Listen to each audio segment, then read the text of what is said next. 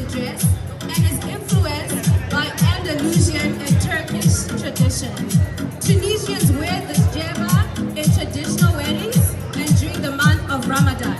The red hat that they call the chechia is the symbol of the national heritage and the identity of Tunisia.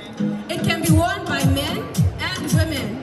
This dress, ladies and gentlemen, gives you the feel of living in ancient centuries in the very heart of the Tunisian culture. Amira, ladies and gentlemen. Next, we have Emna. Emna is wearing a revisited version of the famna. The famna is an opulent and richly adorned Tunisian vest. It is used by both men and women, and it is a form of outerwear worn in Tunisia, normally in weddings. The women's famna vest or waistcoat, please show us the waistcoat one more time. It is rather small. It is short and tight-fitting. Also, the famna is richly embellished with gold threads. The famna is typically worn over a white dress. It is also 100% handmade.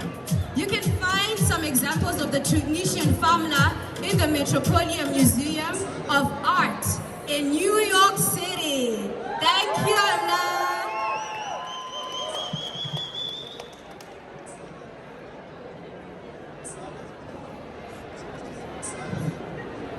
Up next, we have Manel. Manel, also from Tunisia, is wearing Marol Fadila. Marol Fadila has been the symbol of the Tunisian traditional dress for over 2 centuries. Almost all Tunisian women in town wear this unique striped knit. Why is it called Farao Madila, you ask? The word Farao refers to sweater or knit in the Tunisian dialect. And Fadila is the name of a famous Tunisian museum, singer, and actress. This woman made the striped knit into fashion where she wore it in the beginnings of the 19th century. This knit crossed Tunisian borders and was exhibited in many stores in New York, Paris, and in France.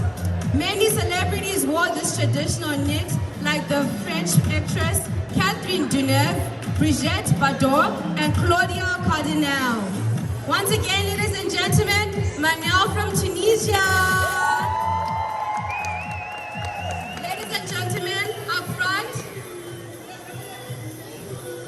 Tunisia, North Africa, thank you.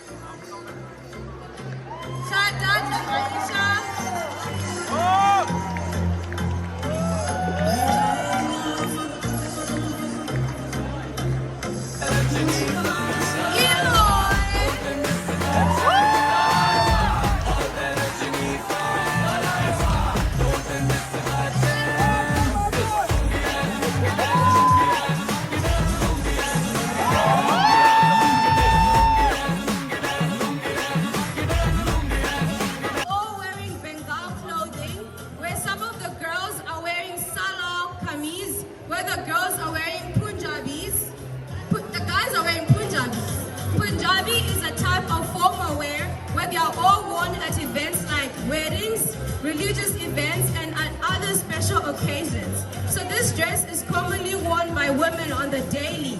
Can we see the dress that's worn by women on a daily? Look at that beauty. Look at those colors. So these are worn on most occasions, but the women will wear more expensive ones for special occasions and more casual ones for daily wear. The women are also wearing saris, which is a more traditional and formal wear. Some of the men were wearing lungi, which is known as traditional loungewear, very comfortable. This is usually seen with a white tank top, a headscarf, and is mostly seen on farmers. Ladies and gentlemen, I present to you Bangladesh.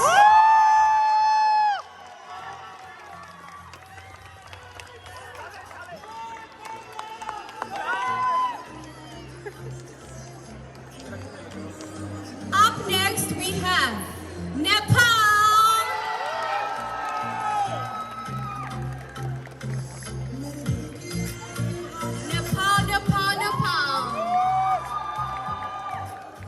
Nepal already.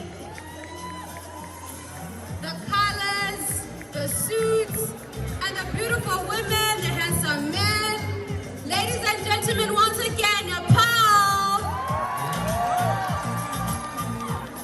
Here we have Shiwani representing Nepal. Her attire consists of a 4-piece of dress, a colored blouse on the top, a langi, which is a long manga skirt, and then wrapped by a patuki, which is a bright yellow cloth around the waist. Shiwani is also wearing a galek, which is a long piece of fabric draped across one shoulder and tied at the waist. She is also wearing ornaments called pote, the yellow beads. Humble, beaded by golden coins. Circle, which is worn on the hair, and golden earrings. I love Nepalese fashion. Up next we have Griwan, also Nepalese. He is wearing a garment called Daura Sarwal. This piece of clothing represents Nepal and the Nepalese community. Daura is worn on the upper half. Nepalese are happy to be represented today. I can see it. So the daura is worn on the upper half of the body as a tunic, and suruwal is the lower part, which translates to the pajamas in Nepali. The clothing is incomplete without a coat, and the national Nepali topi is a formal Nepal dress, also worn during various festivals in Nepal. Ladies and gentlemen, Griwan. Up next we have Binan Shika. Binan Shika, ladies and gentlemen. This gorgeous woman today is representing Nepal wearing a sari, a typically newlyweds wear this garment. This sometimes can be simple and plain. She's also wearing earrings, which are known as jhumka. Rings and chains of gold are worn by the married women of the sari. She's wearing a tikka and lots of bangles that are attached to her dress.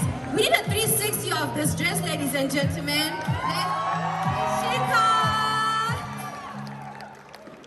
So up next, we have the Honorable Dr. Silwal and his family also showcasing Nepali dress. He's wearing the Daura Shura as well. Daura is the upper wear, which consists of 8 strings, 5 pleats, and a closed neck. 8 strings refer to the 8 goddesses of good fortune, Asta Matrika, to tie around the body. 5 pleats is for Buddhas, and 5 jewels, Puncha Buddha, Puncha Ratna, and the closed neck signifies the snake around Lord Shiva's neck. Sarau is the trouser. This is the national dress of Nepal. The coat was added to the costume by the Prime Minister Jang Bahadur Rana in the 19th century. After his first visit to United Kingdom, he was giving business with a little bit of Nepalese fashion. The hat holds the pride of the Nepali man. The dress Mrs. Siwal is wearing is also called the sari blouse, which is a blouse of most Nepalese women currently. Miss Siwal looks good, ladies and gentlemen. Applause! So the root of the attire is Indian subcontinent. The blouse is loan worn from French to English to Nepali. Coming to Nepal, the word blouse represented a modern form of traditional choli. The front strings of choli is replaced by strings at back or hook and eye closure in front or back. It can be open-necked or closed-necked. In this instance, it's open-necked. It is worn with wrap skirt called sari. Sari is an unstitched drape. This is a dress which can be worn in formal, or cultural occasions. Once again, ladies and gentlemen, Mrs. Siwal. And my favorite models of today, the babies, Arya Siwal, Ashavi Siwal. Just look how cute they are. So Arya, who's 7, is wearing lehenga, which is a long ankle-length skirt worn by women in Indian subcontinent. Different patterns and styles of traditional embroidery are used to decorate the lehenga. It is worn with a variety of tops. Ashvi Siwal who is 4. She's just 4 and she really is killing it. She is wearing the gunyo cholo, which is a traditional dress worn by ladies in Nepal. This consists of the blouse on top and bright printed sari on bottom. Apart from being a traditional dress, gunyo cholo has a special significance. It is given to 7 or 8-year-olds in a ceremony to make a mark of her womanhood and celebrate the fact that she's a cutie and she's slowly turning into a woman. Nowadays, this typical dress is mostly worn during cultural events and dance performances. It is worn with head and neck jewelries. Ladies and gentlemen, the Siwal girls!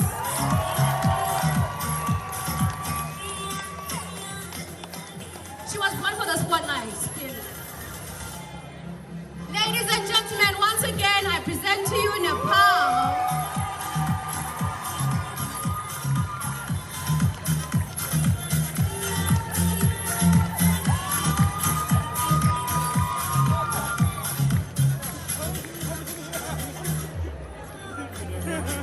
Now, for my personal favorite, the country which I call home, the country that made me who I am today, Zimbabwe! Look at the class, the elegance, the sass, the colors, the fashion, the greatness. Who is that?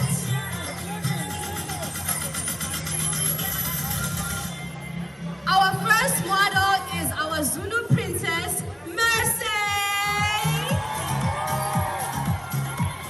Mercy, our Zulu princess today, is wearing the national Zulu attire. This attire is usually worn on weddings and matric dances by the Ndebele and the Zulu, people in Southern Africa. An eligible and single Zulu woman shows off her pride of her body by flaunting it and wearing skirts called isidwaba and beaded cotton strings. The headband is called umqele, which means crown, and it symbolizes national identity. The twisted beads on her shoulders are called izinu, and they are worn to show respect. For young ladies, these attires are colorful and are worn as a way to stand out and glow like Miss Mercy over here. Hey, mama. Next we have Tariro, Bertha, Ringisai, and Elvis. Miss Tariro today is wearing an African jumpsuit. Bertha is wearing a funkied up trouser pants. Ringisai is wearing what our traditional African men wear in Zimbabwe. That's an African man, ladies and gentlemen. And right next to him is our own Elvis, wearing a traditional Zimbabwean attire, mostly worn at weddings. To represent African money from Zimbabwe, have money. Can you see the money of this dress? Because I can see the money of this dress. So ladies and gentlemen, representing Zimbabwe, the first four, Bertha, Tariro, Ringisai, and Elvis. Thank you. Up next, we have Renee. Renee is wearing our wrap dress. At 360 for you, ladies and gentlemen. Renee is wearing a wrap dress. That has prints on the dress representing self-embellishment, position in social class, an expression of loyalty to tribal origins. That is a woman who knows where she's from, ladies and gentlemen. Renee!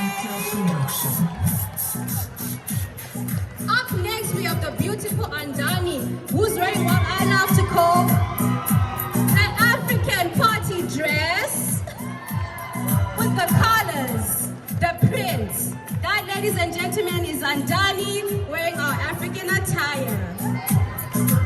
Up next is Anesu, most known as Ness, wearing an African attire-inspired jumpsuit. This jumpsuit is typically worn for special occasions or a formal event, and sometimes when you want to shock you a little bit, we always have meetings, ladies and gentlemen. Anesu! Now, I'm going to ask them to stand up one more time and show us how it's done in Zimbabwe.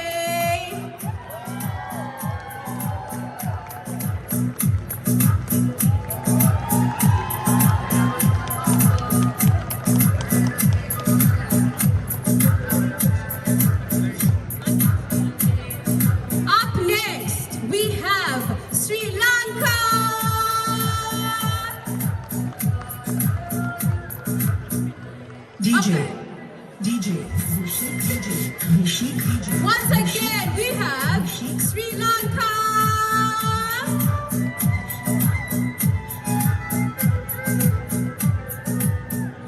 Representing Sri Lanka, we have Ryan Shah, who is wearing a batik shirt and a sarong. Sri Lankan traditional clothing was affected by both Asian and European cultures, making them more beautiful and alluring. One of the most popular traditional attires for men in Sri Lanka is the batik shirt and sarong. Just look at how lovely that shirt is, ladies and gentlemen.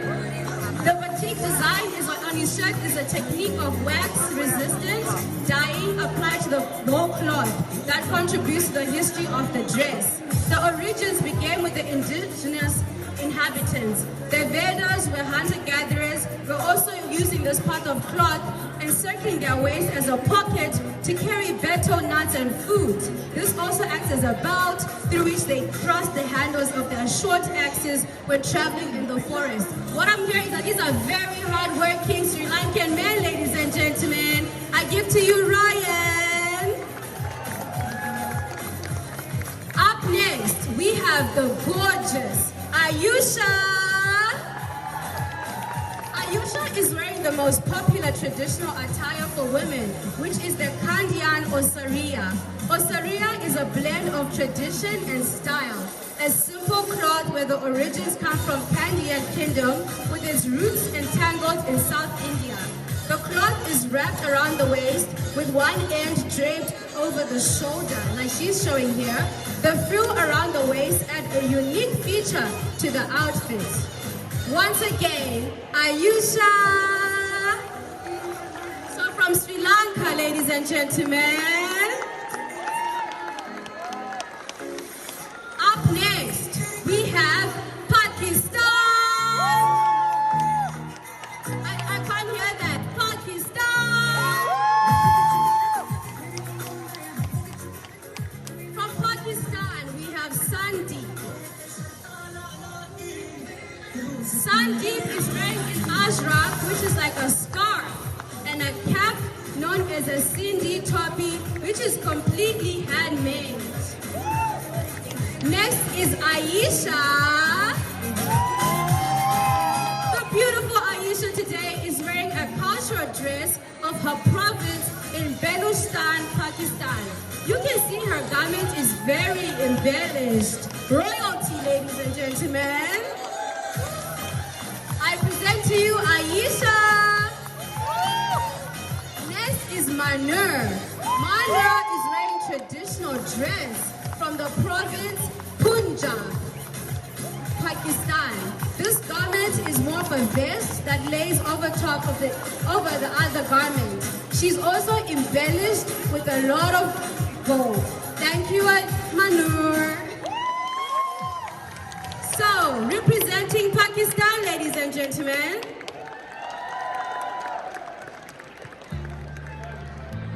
My personal favorite. I call them the Saudi princes. They show us that truly the oil is theirs. Representing Saudi Arabia, Omar. Omar is wearing the traditional national dress called the thwab or the thobe, with the headgear and the long white dress. Ladies and gentlemen, from Saudi, Omar. You can tell the oil is there. Favorite of mine, India. So we have South India, North India. Can you see how beautiful these dresses look, ladies and gentlemen? Can you see how gorgeous these garments are? So we have the sari. We have the gentleman wearing the amazing lungi, like the Nepalese. This is Pancha. Panchakattu Telugu. So once again, representing India.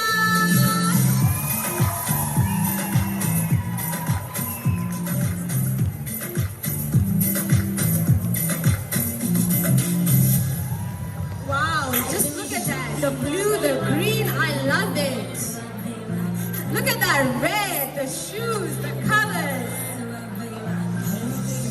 Once again, the lungi.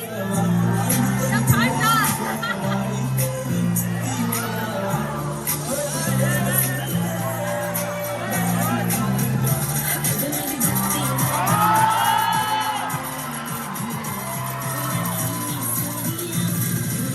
Read that again. We didn't see it now. Again. We need it again.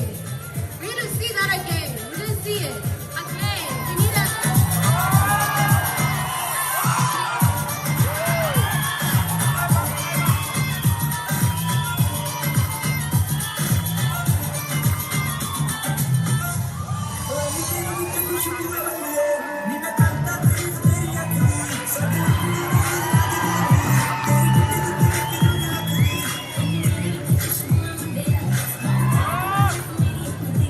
Lungi again, ladies and gentlemen.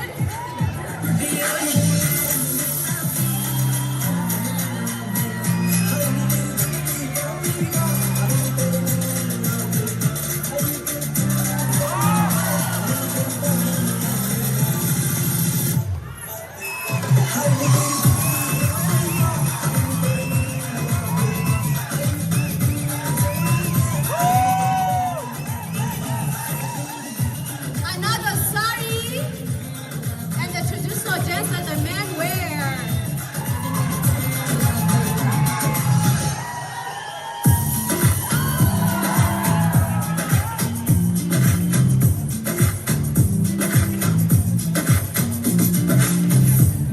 Wearing the gandra.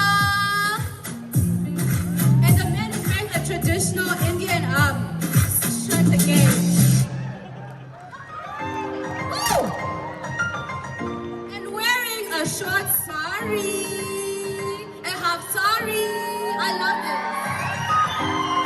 Look at those shoes. Look at those colors. Wow.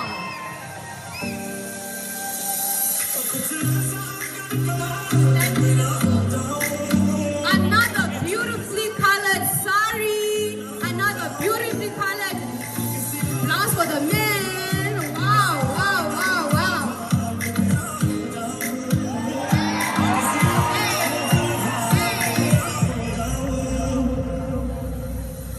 Wow, wow, wow. Last but not least, another beautiful sari and another amazing men's blouse. Ladies and gentlemen, India.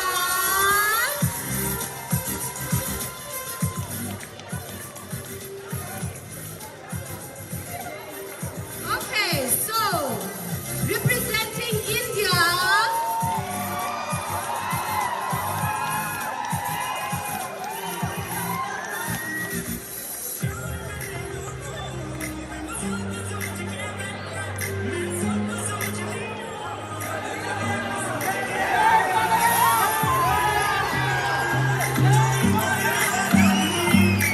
Ladies and gentlemen, India.